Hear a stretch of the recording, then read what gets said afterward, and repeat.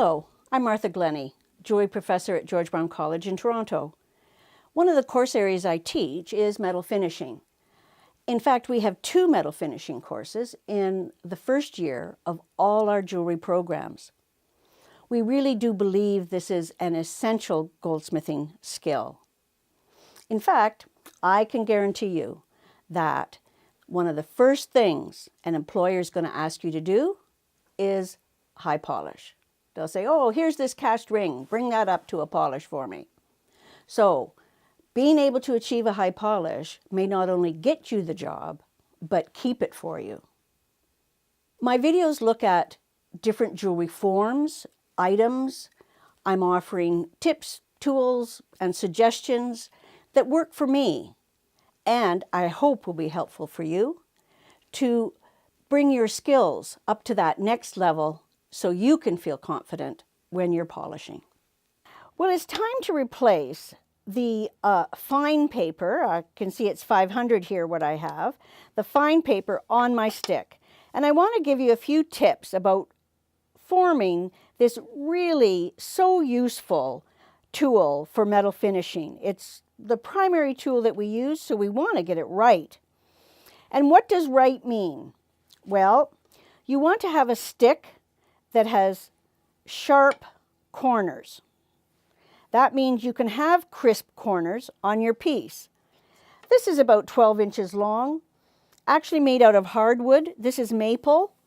You want something with a nice even grain so that the grain doesn't get translated through your paper. And this size, which is about 1/4 of an inch thick, works pretty well. We want our stick to be wrapped very tightly, and we want not only that, but the corners should match exactly to the corners of your stick. That's so that we can make very firm surfaces. We don't want it soft like a pillow. If it's soft like a pillow, you'll be sanding here, but these 2 areas on either side will bulge out, and then we're not sanding evenly. So let's see how we can wrap up a nice, tight sanding stick. First up, clean your surface. Make sure your paper's clean. Okay, all I need is my scribe. That's it. And I'm going to lay let me turn this around so you can see. I'm going to lay my stick on the paper so that it comes just to the edge, but does cover the edge like that. All right, that's my first step. Now I have to turn it back around this way so I can see what I'm doing, and you can see what I'm doing, but I line my stick back up just exactly like that. Okay, now I take my scribe. The angle you want to use is about 45 degrees. It's about, let me do it left-handed for you. See, it's about 45 degrees like that. If we do it upright, the score will be too far out.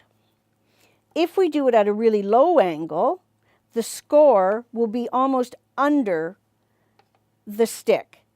So the way to get the score in the right place seems to be about 45 degrees.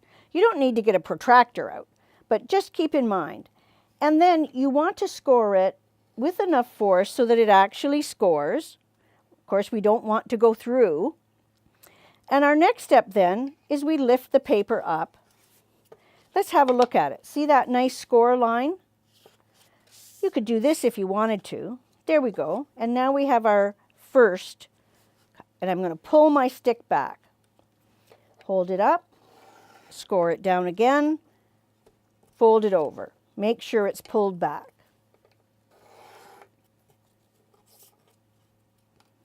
Now, this is going to flap out here a bit, okay? So you just have to work with that. Keep your 45-degree angle. There you go.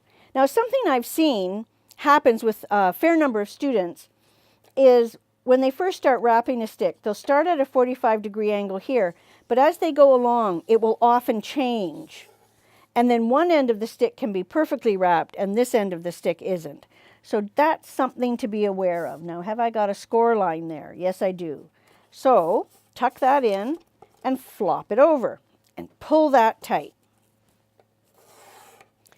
And I keep repeating as I go down.